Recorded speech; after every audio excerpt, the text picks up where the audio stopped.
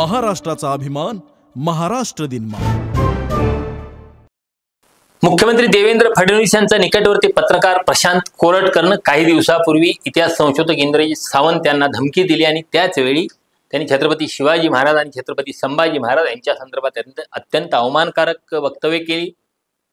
अभिनेता राहुल सोलापूरकरनं काही दिवसापूर्वी छत्रपती शिवाजी महाराजांच्या संदर्भात अवमानकारक उल्लेख केला होता। म्हणजे छत्रपती शिवाजी महाराज हे आग्र्याहून लाच देऊन पळून गेले होते अशा पद्धतीचं वक्तव्य केलं होतं। त्यातून शिवाजी महाराजांचा जो एक मोठा पराक्रम होता त्या कवी लेखण्याचा प्रयत्न त्यांनी केला होता। काही वर्षापूर्वी जेम्स लेन नावाच्या एका पाश्चात्य इतिहास संशोधकानं महासाहेब जिजाऊ साहेब यांचं चारित्र्यहनन करणारं लेखन केलं होतं।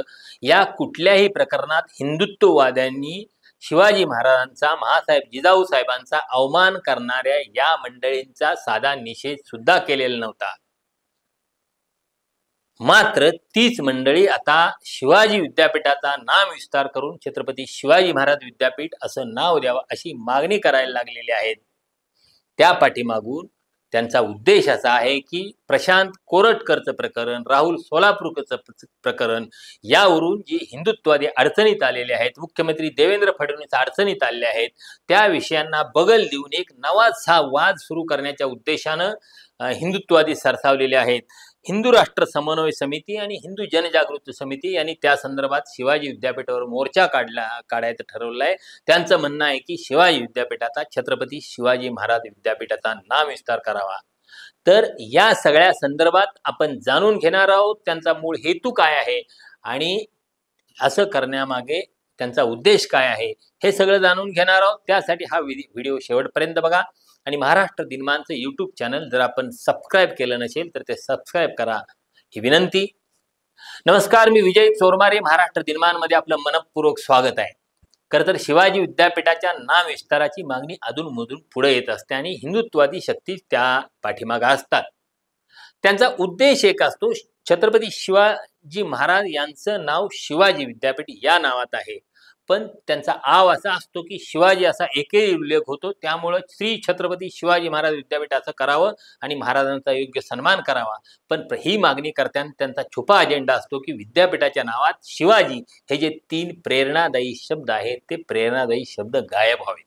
म्हणजे कसे तर बघा, मुळात शिवाजी विद्यापीठ हे नाव ठेवताना विद्यापीठाच्या संस्थापकांनी त्या संदर्भात काही विचार केला नसेल का?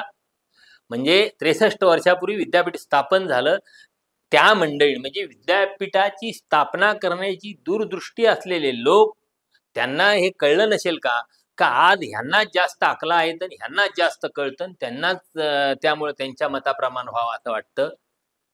बघा, ज्यावेळी महाराष्ट्र राज्याची स्थापना झाली त्यावेळी दक्षिण महाराष्ट्रात एक प्रादेशिक विद्यापीठ असावं अशी कल्पना पुढे आली। यशवंतराव चव्हाण मुख्यमंत्री होते, बाळासाहेब देसाई हे त्यावेळी शिक्षण मंत्री होते। बाळासाहेब देसाई यांचं सगळं शिक्षण कोल्हापुरात झालं असल्यामुळे, यशवंतराव चव्हाणही कोल्हापुरात शिकला असल्यामुळं त्यांना कोल्हापूरबद्दल प्रेम होतं आणि त्यातूनच हे विद्यापीठ स्थापन करण्यासंदर्भातली चर्चा सुरू झाली।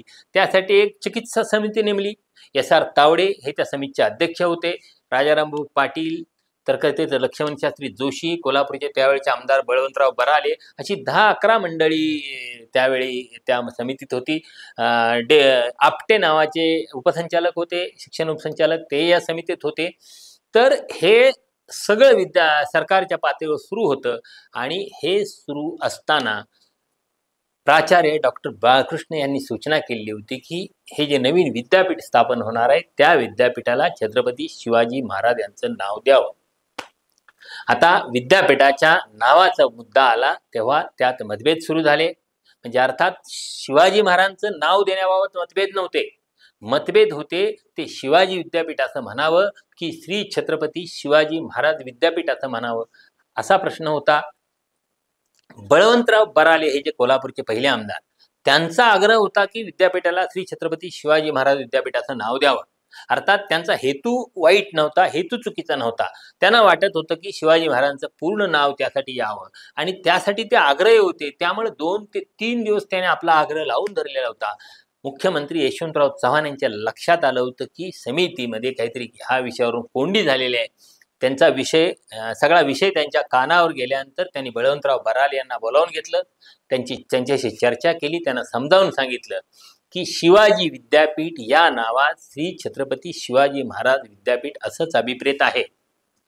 तर त्यांनी त्यावेळी आणखी काही विद्यापीठांची किंवा अन्य काही मोठ्या नावांचे संदर्भ त्यांना दिले. बडोद्याचं जे महाराजा सयाजीराव गायकवाड विद्यापीठ होतं, त्या विद्यापीठाचा उल्लेख करताना सयाजीरावांचं नाव कुणी घेत नाही, तर तिथं शॉर्ट फॉर्म त्याचा घेतला जातो. अशी काही उदाहरणं त्यांनी यशवंतरावांनी त्यांना सांगितली आणि हा जो तुम्ही आग्रह धरताय छत्रपती शिवाजी महाराज विद्यापीठ करण्याचा, तो मागं घ्या असं सांगितलं. यशवंतरावांनी समजूत काढल्यानंतर बराले यांनी आपला हा आग्रह मागे घेतला आणि त्यावेळी सर्वानुमते असं ठरलं की विद्यापीठाचं नाव शिवाजी विद्यापीठ असंच असायला पाहिजे. विद्यापीठाची स्थापनेची घोषणा झाली. त्यावेळी माजी आमदार इथले कोल्हापुरातले बाबुराव धारवाडे त्यावेळी जनसारथी नावाचं वृत्तपत्र काढत होते. त्या जनसारथी वृत्तपत्राची हेडलाईन त्यांनी या विद्यापीठाला शिवाजी विद्यापीठ असं नाव द्यावं अशी केलेली होती. कारण त्यांनाही माहिती होतं की शिवाजी विद्यापीठ म्हटलं तरच हे विद्यापीठाचं नाव राहील, नाहीतर त्याचं इंग्रजी आद्याक्षरांच्या नुसार त्याचा शॉर्ट फॉर्म होऊन शिवाजी महाराजांचं नाव त्यातून गायब होईल. म्हणजे त्याचे अनेक उदाहरण देता येतात आपल्याला. आत्ता अलीकडच्या काळातलं ताजं उदाहरण म्हणजे छत्रपती शिवाजी महाराज टर्मिनस नावाचं व्हीटी स्टेशन जे मुंबईतलं पूर्वीचं आहे, त्याचं नाव छत्रपती शिवाजी महाराज टर्मिनस करण्यात आलं. तर शिवाजी महाराज टर्मिनस असं कोणी म्हणत नाही, CSMT असं म्हणतात. CSMT म्हणजे काय, त्याची कोण चर्चा सुद्धा करत नाही. दिल्लीतलं जे JNU आहे, जवाहरलाल नेहरू विद्यापीठ, त्या जवाहरलाल नेहरू यांचा कधी संदर्भ येत नाही. JNU असंच म्हटलं जातं. तर अशा पद्धतीनं शिवाजी विद्यापीठाचं की शिवाजी महाराजांच्या नावाच्या या संस्थेचं होऊ नये असा त्या काळातल्या लोकांचा आग्रह होता. आणि यशवंतराव चव्हाण, बाळासाहेब देसाई, तर्कतीर्थ लक्ष्मणशास्त्री जोशी, राजारामबापू पाटील, बळवंतराव बराले, आणखी बरीच अशीच विद्वान मंडळी, या सगळ्यांनी जेव्हा आग्रहपूर्वक आणि जाणीवपूर्वक शिवाजी विद्यापीठ हे नाव ठेवलंय, तेव्हा या मंडळींचा जो उद्देश होता तो लक्षात घ्यायला पाहिजे.